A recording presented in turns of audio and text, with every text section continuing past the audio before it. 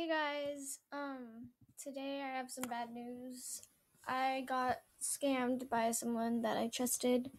I had trust traded them my short pink, my short orange, and they gave me back my stuff. So I didn't even,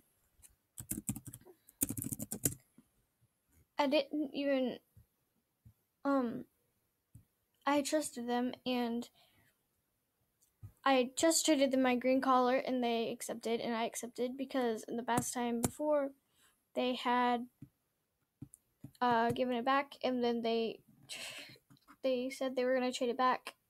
They traded it. I accepted. They declined, and then they locked us out. And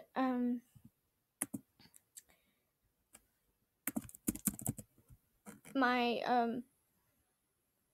long green collar that I got for my headdress, I got this, and that green long collar for my rare item Monday headdress.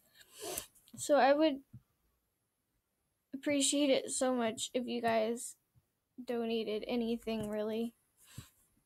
It doesn't have to be big, but I would appreciate it.